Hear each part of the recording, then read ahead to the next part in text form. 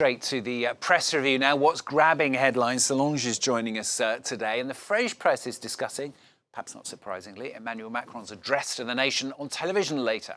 Yeah, the address comes 2 days after Emmanuel Macron's pension reform bill was finalized and became into law.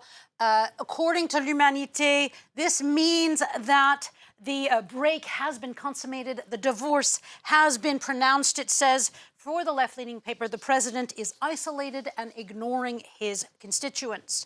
Now, on the other end of the political spectrum, Le Figaro, the right-leaning paper, says that it is make or break time in regard to Emmanuel Macron's address tonight. It feels that his second term depends on this address. Now, for L'Opinion, it says that Macron is steaming ahead with multiple initiatives so as to try and wrest back control. But he is not making major changes, the paper says, and anger over the reforms remains ever present. L'Opinion quotes the head of the CFDT union, who said, quote, "The president has shown from start to finish contempt." Now, the pension reform crisis is taking its toll on a broader level. SOS democracy, says Libération this morning. It polled citizens, and 75% of French people said that they feel that democracy is ill. 1 out of 2, Libération tells us, feel that Macron has an authoritarian way of governing, of leading, a way, for the paper at least, said that Libération says that he shows no sign of changing the way he governs. Now, Solange has found us a few stories today about women in the world and efforts to repress them.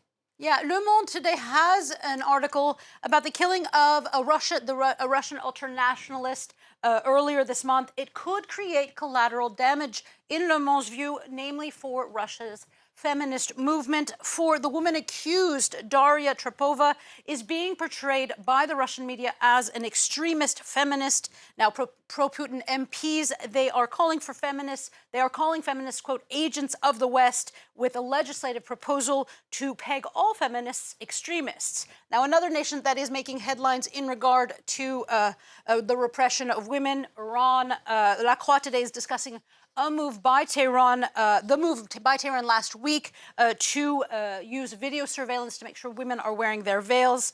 Now, one woman tells La Croix their quote is a sense of people watching you everywhere.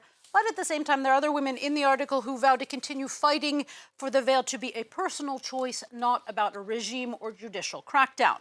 But I could not wrap up this section with such dreary stories, so I found an article for you in the Japan Times. It says that in North Africa, there are major strides in the women's movement that are happening, namely in regard to raising awareness about the importance of women in economic, social, and democratic development.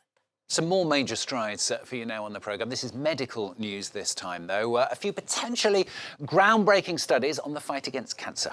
Yeah, I find these articles so cool and interesting. Le Parisien is telling us today, it's headlining about how artificial intelligence could become and is quickly becoming a precious tool in diagnosing cancers. AI algorithms are already picking up cancers in scans that were not found by the human eye. They're being used to tailor medicine and figuring out as we see in this man's case, that his cancer, for example, originated in his liver.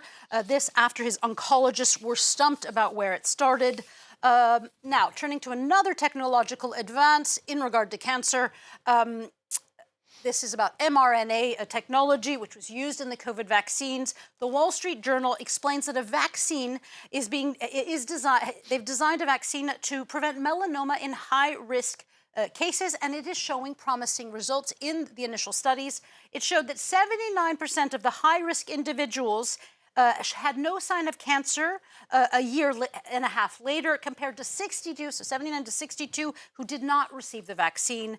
Again, this is a study that's still in its early stages. And a final tidbit of news in regard to the fight against cancer. The Guardian tells us that studies of our DNA, how it was altered over previous generations, as our previous generations got sick and how their DNA was altered, and then they pass that DNA on to us, could be key to treating our diseases of the future. Essentially, the study found that the viral footprint of the human genome, or millions of years of DNA changing to fight infection, could be key to treating diseases of tomorrow. And finally, Solange is going to bring us, she's going to bring us donkeys, she's going to bring us goats, and she's going to bring us tigers. It's sort of an animal watch, but there's quite some serious ones as well, isn't there, Solange? Yeah, some of these are not so sweet, cuddly. There are no cats and dogs today for sweet, cuddly feels. But interesting articles nonetheless. Courrier International tells us donkey skins are being sought after in China for purported sleeping and blood aids. These ancestral remedies are having a negative effect, Courrier International tells us, on communities in Africa where there are many donkeys. The black market for donkey skins there is growing, leaving many African communities with fewer animals that they rely on for things like going to fetch water. Meanwhile, let's moving on to the goats. Here in France, the New York Times tells us about, quote, the great goat war of southern France that's pitting wine growers against free-roaming and grape-loving goats. And a final article for you. The Washington Post has an article today with the headline, How to Land a Tiger in the Bedroom, and its catchy header, What is the Future of Wild Sex?